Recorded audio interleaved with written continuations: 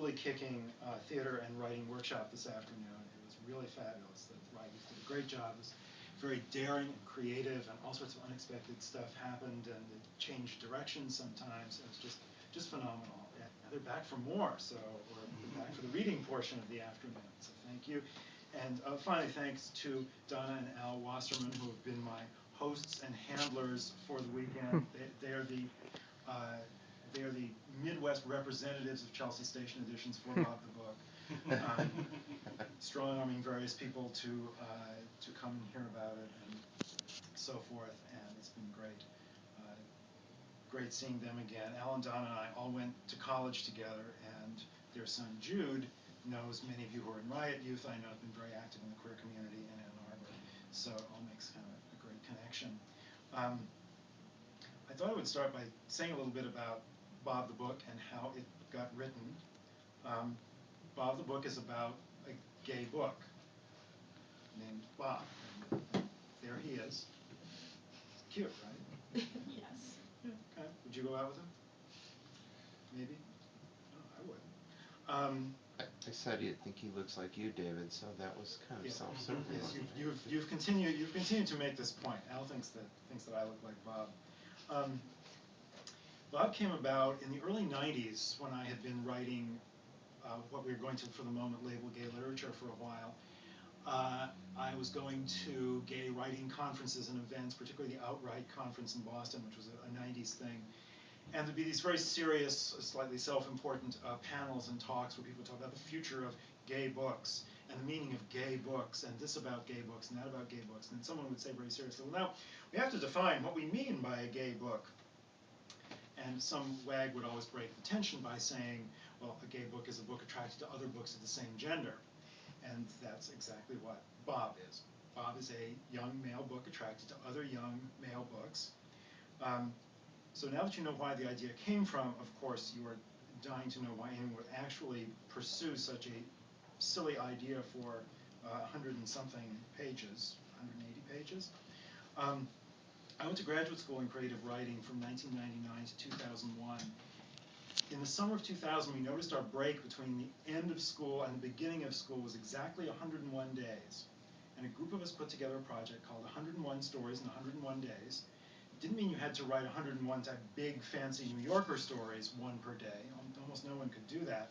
But some self-contained piece of writing every day for 101 days just to keep the juices flowing over the summer. And we did this for 2 summers, and in the middle of the second summer, I sort of got tired of being all literary and serious and thinking I had to write something that was significant today. I just wanted to play and be silly and sort of put my thumb in the eye of serious literature.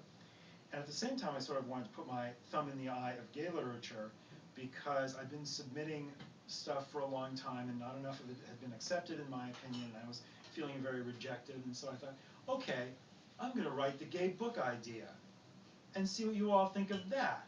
Ha! And I'm not even going to submit it to you. You know, this is just for me. I'm just going to do this for me and see where this goes.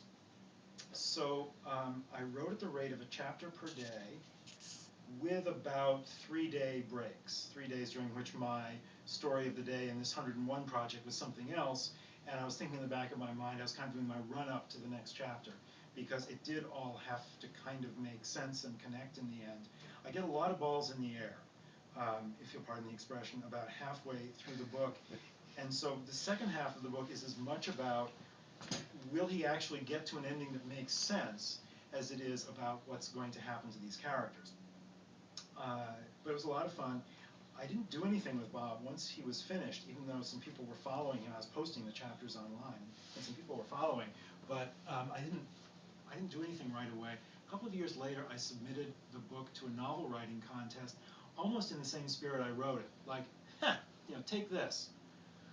And it didn't win, but Jim Courier, the gentleman Keith just referred to, Jim Courier, who was one of the judges, wrote me a personal note and said, you know, I was a judge, the book didn't win, but I absolutely adored it, and if I were a publisher, I would publish it. Well, that's nice. Sort of like being patted on the head. And I went on, and I eventually took a fairly responsible job that required me to work all the time and not think about literature and art anymore, except consuming it. And I really thought all that was behind me, and last spring an email came from Jim saying, remember how I'm the guy who said if I was a publisher, I would publish your book. Well, I am, and I'm going to. And by the way, here's the schedule we're on. I want it out October 1st. Let's talk about cover ideas. Let's meet and go over the business arrangement. And whoa!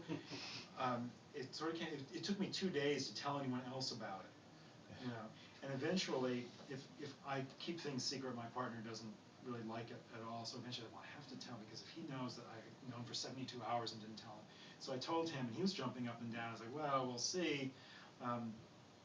But it was a terrific experience. Jim is a fabulous publisher. I wish him terrific success with lots of other books, because he's wonderful to work with.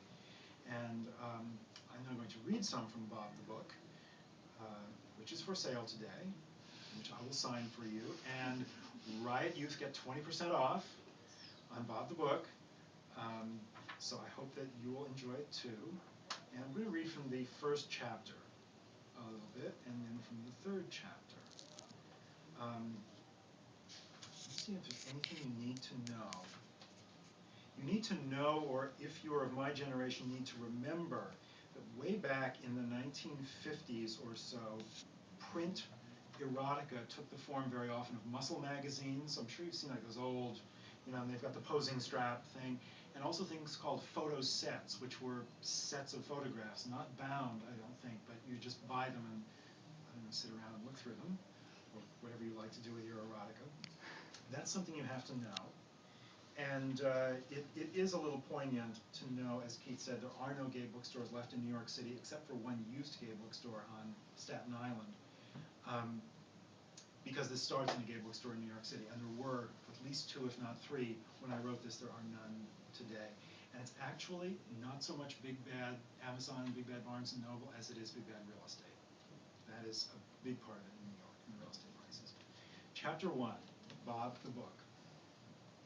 Bob the Book felt mostly good about himself. He had not sold yet, but his comrade, Other Bob, another copy of the same book, had sold 4 months ago from the shelves of Gay Diversion's bookstore on West 10th Street in Greenwich Village. And Bob tried to wake each day, feeling sure that his long shelf life meant he was uncommon and suitable only for the discerning. Bob's title, and the title of Other Bob, was Private Pleasures, Myth and Representation in Male Photo Sets and Pornography from the Pre-Stonewall Era to 1979. Bob had 785 pages, an introduction, foreword, preface, over 200 black and white and color photographs, a deliciously detailed index in tiny type, 36 pages of citations, and on his cover, a sort of lumberjack with a drooping mustache, sideburns, stubble, and black chest hair curling out where his blue plaid flannel shirt lay open. Bob had been written by Harrison R. Stone, Ph.D., a visiting professor at an Eastern university, who had spent 13 years researching and writing Bob. Perhaps the subject matter was, well, a little indulgent. Some might even call it frivolous, but Bob truly felt Harrison Stone had found something important in all the images and representations he talked about. And Bob loved to think of each of his crisp eggshell pages packed with type, the scholarly authority of those 200-plus photographs, and all the wisdom packed like DNA into the citations. Bob sat on his shelf just above eye level, and from that vantage point liked to pretend he could choose from among the patrons that visited Gay Diversions the very one who would buy him. Occasionally, a kindly-looking, salt-and-pepper schoolboyish type strolled through the door, filling Bob's bookish heart with hope, then draining it when the guy bought only a dusty tome from the discount bin and ding-a-linged quickly away. But most of Gay Diversion's customers Bob rejected. The boy in cutoffs and white t-shirt, here for a copy of Next so he would know where to go clubbing, or for a naked man calendar to take as a present to birthday revels in a Hudson Street loft. The boy had bulging arms and sweet nipples, but Bob decided he was not fit to buy him. Bob would not even look at that kind. Well, he might look, but they ignored him, and he in turn ignored them. Fine. Fine. After the store closed up in the dark, he watched the men in pairs or alone pass on the sidewalk beyond the gate that came down over the door. He watched the neon pulsing and the taxi lights going by, and fell asleep listening to the muffled, pulsing music and hoots and hollers from Mr. Moose, the leather bar next door. He woke in the morning to the scrape of the gate being lifted. Morris, the manager, unlocked and made coffee, and empty beer kegs clanged on the sidewalk as they were hoisted from the cellar of Mr. Moose, and fresh icy kegs vanished down, and a new day of hope without reason began. Harrison Stone, Bob's author, lived nearby in a brownstone on Jane Street. A sharp-featured man in a cardigan, he came to the store weekly, but he never looked at Bob. Stone had never looked at other Bob either. Instead, last time Stone had purchased 2 different Naked Man calendars. Also, once a month, Stone made an appointment to meet with Morris, who took him downstairs to make selections from his private collection of vintage male pornography. Stone rented more DVDs from the back of the store, from the section behind the novels and art books and cultural studies, this last being Bob's category. How common, Bob thought. Wistfully, he reflected that even his own author could not pass muster as his ideal serious buyer, a man genuinely studious and thoughtful, well-groomed, with perhaps the suggestion of a gym body. Or maybe a couple might want to take him home. What would it be like to be owned and read and discussed by 2 people in love? What, Bob wondered, would it be like to be in love himself? The wait for both a buyer and a true love could last long, Bob knew, but he told himself he did not mind. Buyer. Just think of it. An owner and a reader. One night Bob woke from his bookish sleep, possessed by anxious thoughts. His close high shelf held other frightfully similar books, which his ideal buyer might buy instead. The Semiotics of Skin, Muscle Men, Garage Boys, and the Limitations of the Viewer Paradigm by Chase Alcott, Ph.D. Hieroglyphics of Desire, Representations of the Male Nude as Text in the Era Before Gay Liberation by Worcester Whetstone, Ph.D., and many more. Titles trumpeted ideas explained in convoluted subtitles. A copy of Whetstone had sold 2 weeks ago. Now a thin layer of dust had collected on Bob. He consoled himself by noting that Lulu, the book next to him, whose title was The Maverick Clitoris, Lesbian Invisibility in Post-War American Culture, 1945 to 1964, by Anne Marie Steinberg, had a slightly thicker layer of dust. Below, calendars of naked Marines and naked auto mechanics and naked Latino men and naked freshmen and naked sophomores sold out and had to be reordered and reordered. Morris booked more appointments for Stone and other middle-aged and elderly men to visit the basement and choose vintage prints and slides, and the shop rented more and more DVDs with titles like Military Juice, volumes 1 through 13, Ebony Sharpshooters, volumes 1 through 7, and other titles that punned endlessly on tail, come, bear, B-A-R-E, B-E-A-R, and so forth. The doorbell jingled. Harrison Stone was returning a stack of DVDs, black discs with white labels in clear plastic. Stone bought a paperback of Greased Tales, an 18-year-old Dominican auto mechanic's double life as a Park Avenue hustler, and he bought a rainbow necklace. Traitor, Bob muttered. Do you mind? Hissed Lulu. I was in a very restful space. I don't like the hostile vibration coming from you. But it's awful, Bob insisted. Downstairs, one glossy photo goes for $50 just because the guy thinks he can't live without the boy in it. Then another week it's another 50 for another photo of another boy he can't live without, or 60 or 65. Meanwhile, you go for $27.95, I go for $30, if we go at all. It's outrageous. I don't understand why you don't see it. I think you're making some very fallow economic assumptions, Lulu said. I'm sorry, but this conversation feels toxic to me right now, and I'm going to have to detach.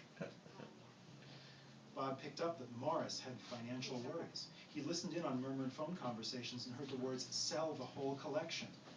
Men flowed in the front door like a rising river. They flowed down to the basement and poured back up, clutching flat brown paper bags of photos. Someone bought Lulu. Bob felt relieved not to have her snapping at him, but it annoyed him when his new neighbor, Moisha, a new young study of Orthodox Jewish gay men, fell against him with a thud.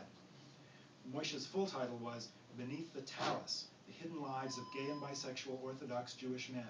His author was one Benjamin Stein, M.D. Do you mind? Bob said. No, Moisha sighed. Like I have a choice? We fall where we fall. They unload us, shelve us, push us here, push us there. You sell, you don't sell, they remainder us. Oy, if only someone would buy me. Well, don't hold your breath, Bob said. He was surprised by a sympathetic, protective tone in his voice. So, Bob and Moishe fall in love